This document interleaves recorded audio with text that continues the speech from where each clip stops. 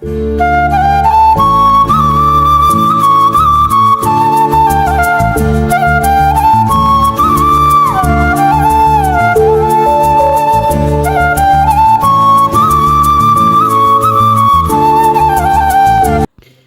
Hello வணக்கம். இது என்ன பார்க்க போகிறோன்னா, இன்றைக்கி எப்படி வந்து வீடை வந்து க்ராசரியாக வந்து ஆர்கனைஸ் பண்ண வீடியோ தான் பார்க்க போகிறோம்.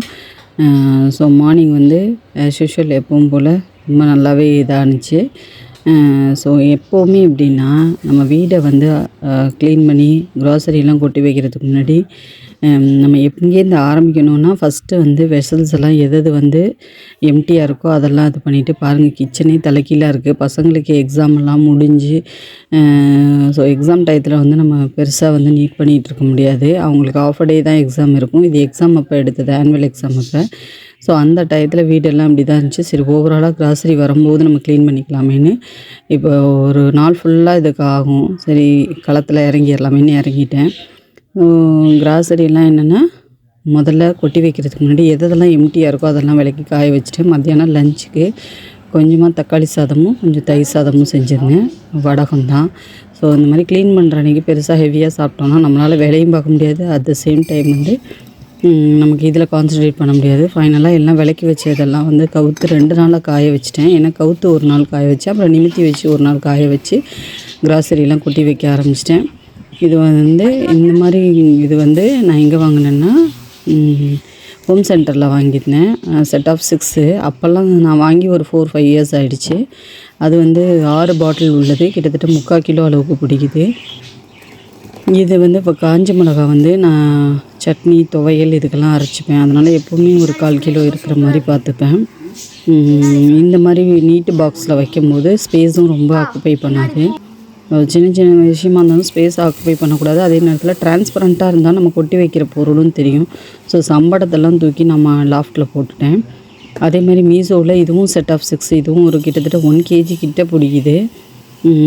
நிறைய இந்த ரைஸ் ஐட்டம், பாஸ்மதி ரைஸு, சீரக சம்பா ரைஸ் எல்லாம் வந்து அந்த உயரமான இதுலேயும், அதே மாதிரி 1/2 கிலோ பொட்டுக்கடலை, உங்களுக்கு வந்து கடலைப்பருப்பு, இதெல்லாம் வந்து இந்த மீஷோ இது வந்து ஹோம் சென்டரில் வாங்கின பாட்டிலையும் கொட்டி வச்சுட்டேன். இதில் மீதி இருக்கிறது வந்து குட்டி குட்டி பாட்டிலில் கொட்டி வச்சுட்டேன். ஸோ இந்த மாதிரி நம்ம பிரித்து எடுத்து கொட்டி வச்சிட்டோம்னா, டிரான்ஸ்பரண்ட்டாக இருக்க பாட்டிலில் கொட்டினோன்னா உங்களுக்கு என்ன இருக்குங்கிறத விசிபிளாகவும் தெரியும். அதே நேரத்தில் எதை வந்து உங்களுக்கு ஃபஸ்ட்டு யூஸ் பண்ணணுங்கிறதும் தெரியும். சம்படம் வந்து யூஸ் பண்ணுறதுனால என்ன ஒன்றுனா, நமக்கு உள்ளே இருக்க குவான்டிட்டியும் தெரியாது. அதே நேரத்தில் வந்து என்னென்ன பொருள் இருக்குங்கிறத சில நேரத்தில் ஓப்பன் பண்ணி பார்க்குற மாதிரி இருந்துச்சு. ஸோ சம்படம்லாம் நல்லா கழுவி காய வச்சு 3/4 இதை வந்து மேலே போட்டுட்டேன். இந்த மாதிரி வடகங்கள் வாங்கி வச்சுக்கும் போது என்னென்னா, ஆனியன் வடகம், இந்த மாதிரி சக்கரை வீல்ஸு சிப்ஸ் இதெல்லாம் வாங்கி வைக்கும்போது சில நாள் நமக்கு வந்து எதுவுமே காய்கறி எதுவும் பண்ணாத நேரங்களில் தயிர் சாதம், தக்காளி சாதம் இதுக்கு இது பாருங்கள், ஹாட் சேஃபில் இருக்குது. முன்னாடி பேட் டைப்பில் வந்துச்சு, இப்போ ஹாட் சேஃபில் இருக்குது. கொஞ்சம் டிஃப்ரெண்ட்டாக இருந்துச்சு. இதெல்லாம் வந்து ஒரு பேக்கெட் வந்து 22 rupees, 18 rupees இவ்வளோ தான் இருக்கும். நமக்கு மோஸ்ட் ஆஃப் த டைம் பசங்களுக்கு ஸ்கூலுக்கு கொடுத்து விடுறதுக்கெலாம் வந்து இது ரொம்ப நல்லாவே இருக்கும். சரி, ஒவ்வொரு பேக்கெட்டும் வாங்கினோன்னா பெரிய செலவு ஆகாது. 18-24 தான் இருக்கும் எல்லாமே ஒரு பேக்கெட் வந்து. இது ஆனியன் வடகம். ஸோ வடகம் வெரைட்டியே ஒரு 4-5 டைப் இது பண்ணிக்கிட்டேன். இந்த மாதிரி நிறைய இருக்கிறத வந்து 2 பாட்டிலாக ஸ்ப்ளிட் பண்ணி வச்சிட்டோன்னா, ஃபஸ்ட்டு சின்ன பாட்டிலை காலி பண்ணிவிட்டு அப்புறமா பெரிய பாட்டில் இது பண்ணிக்கலாம். ஸோ சன்னா மசாலா, கொண்டக்கடலை எல்லாமே நான் வந்து இது மீன் மேக்கர் வந்து இந்த மாதிரி குட்டி குட்டி மீன் மேக்கர் வாங்கும்போது என்ன ஆகும்னா, ஹாட் வாட்டரில் போட்டு டைரெக்டாக வாஷ் பண்ணிட்டு புளிஞ்சிட்டு வெஜிடபிள் பிரியாணியாவோ இல்லை சிக்கன் 65ஆவோ போட்டு எடுத்துடலாம். மீன் மேக்கர் 65 மாதிரி. சிக்கன் 65 இதே மாதிரி செய்கிறோமோ அதே மாதிரியே மீன் மேக்கர் 65 செஞ்சோன்னா சூப்பராகவே இருக்கும். ஸோ ஃபைனலாக என்னென்னா, கடலை மாவு, அரிசி மாவு, மைதா மாவு இதெல்லாம் வந்து இந்த ப்ரௌன் கலர் பாட்டில்ஸில் கொட்டி வச்சுக்கிறேன். எல்லாத்துலேயும் நேம் எழுதிக்கணும். கிட்டத்தட்ட வந்து மைதா மாவும் அரிசி மாவும் வந்து கொஞ்சம் ஒரே மாதிரி இருக்க மாதிரி. இந்த பாட்டிலோட கேப்பு எல்லாமே வந்து துரு சாப்பிட்ருச்சு. ஸோ என் பொண்ணு தான் வந்து இதுக்கு ஒரே தீமில், ப்ளூ கலர் தீம்லேயே பெயிண்ட் பண்ணி மேலே ஸ்டிக்கர் ஒட்டி கொடுத்தாங்க. ஸோ அந்த மூடி வந்து ரொம்ப துரு ஏறிடுச்சு. அதை நல்லா பெயிண்ட் பண்ண பிறகு ரொம்ப அழகாகவே இருக்குது பாருங்கள். ஃபைனலாக இப்படி தான் க்ராசரிஸ் எல்லாம் கொட்டி இது பண்ணி வச்சுருக்கேன். எவ்ரி மந்த் இப்படி பண்ணும்போது என்ன ஆகும்னா, என்ன பொருள் இருக்குது என்ன பொருள் இல்லைங்கிறது நமக்கு டிரான்ஸ்பரண்ட்டாக தெரியுது. அதே மாதிரி பழைய பொருளை ஃபஸ்ட்டு யூஸ் பண்ணிடணும், அதுக்கப்புறம் தான் புது பொருளை யூஸ் பண்ணணும். ஸோ பழைய பொருளை வந்து சின்ன பாட்டில்ஸில் வச்சுப்பேன், புதுசாக வாங்கினதை வந்து பெரிய பெரிய பாட்டில்ஸில் கொட்டி வச்சுப்பேன். அதேமாதிரி செக்கில் ஆட்டின நல்லெண்ணெய் கடலெண்ணெய் இதெல்லாம் நம்ம ஃபோன் பண்ணால் வீட்டிலே கொண்டு வந்து ஒரு அண்ணா கொடுத்துட்டு போயிடுவாங்க. அது எனக்கு ரொம்ப யூஸ்ஃபுல்லாக இருக்கும். ரீஃபைண்ட் ஆயில் வந்து 1 லிட்டர் வாங்கிக்குவேன். அது எதுக்குன்னா வறுவல் பொரியலுக்கெல்லாம். ஸோ தாளிப்பு மற்ற விஷயங்களுக்கு கடலெண்ணெய். ஃபைனலாக இப்படி தான் பாட்டில்ஸ் அரேஞ்ச் பண்ணிட்டேன். இந்த குட்டி குட்டி பாட்டில்லாம் இந்த சின்ன ஸ்பேஸில் வந்து நல்லா செட் ஆகிடும். நல்லா பாருங்கள் பார்க்குறதுக்கு. இந்த லெட்டுக்கு தான் நான் பெயிண்ட் பண்ணதுன்னு சொன்னது. இது பாட்டில் அழகாக இருக்குது, பட் மூடி மட்டும் நல்லா துரு ஏறிடுச்சு. ஸோ அதுக்கு ஒரு ஐடியா பண்ணி என் பொண்ணுகிட்ட சொன்னேன், அவங்க அழகாக பெயிண்ட் பண்ணி கொடுத்துட்டாங்க. இந்த மாதிரி சின்ன சின்ன இதை வந்து டக்குன்னு தூக்கி போட்டுறாதீங்க. பாட்டில் ரொம்ப அழகாக இருக்குது, மூடிக்காக தூக்கி போட வேணாம். ஏன்னா ஒரு பாட்டில் வாங்குறதுக்குள்ளே நம்ம அவ்வளோ இது பண்ணுறோம். ஸோ முடிஞ்ச வரையும் அதை எப்படி திரும்ப அதை அல்ட்ரு பண்ணி யூஸ் பண்ணலாங்கிறது தான். இதெல்லாம் வந்து கடலை மாவு, மைதா மாவு, அரிசி மாவு இல்லை, இப்போ காலியாக இருக்குது. அதை அரைச்சி கொட்டி வைக்கணும். ஸோ அந்த 3 இதை வந்து கார்னர் ஷெல்ஃபில் வச்சுட்டேன். இதில் வந்து எப்படின்னா உங்களுக்கு பாஸ்மதி ரைஸு, சீரக சம்பா ரைஸ், பச்சரிசி, பாசிப்பருப்பு, அது மீன் மேக்கர் இதெல்லாம் வந்து இப்படி கொட்டி வச்சுட்டேன். அப்புறம் இதெல்லாம் கொஞ்சம் கொஞ்சமாக இருக்கோ அதெல்லாம் வேறு ஒரு இதுக்கு மாற்றிட்டு அதையும் கழுவி காய வச்சு இது பண்ண போகிறேன். சம்படங்கள் அளவை வந்து ரொம்ப குறைச்சிட்டேன். ஃபைனலாக மேல் உள்ள ராக்கில் வந்து இது வந்து ஹோம் சென்டரில் வாங்கின பாட்டில் ரொம்பவே அழகாக இருக்குது. நல்லா ஏர் டைட்டாகவும் இருக்குது. 500 ml இது கரெக்டாக 1 கிலோ பிடிக்கும். ரொம்ப நல்லாயிருக்கும் இது. இது வந்து ஒரு ஆஃபரில் தான் வாங்கினேன். 6 பாட்டில்ஸ். இது ரொம்ப வருஷம் ஆயிடுச்சு. இது வந்து என்னென்னா டிமார்ட்டில் வாங்கின பாட்டிலும் கிட்டத்தட்ட ஹோம் சென்டர் அதோடது லெட்டு மட்டும் தான் மாறி இருக்கும். மற்றபடி சேஃபு டைப்பு அந்த இது பாட்டிலோட இதெல்லாம் ஒரே மாதிரி தான் இருக்கும். ஃபைனலாக இது வந்து ஜாமுக்கு கொடுத்த பாட்டில்ஸ். அதிலலாம் வந்து வடகங்களை கொட்டி வச்சுட்டேன்.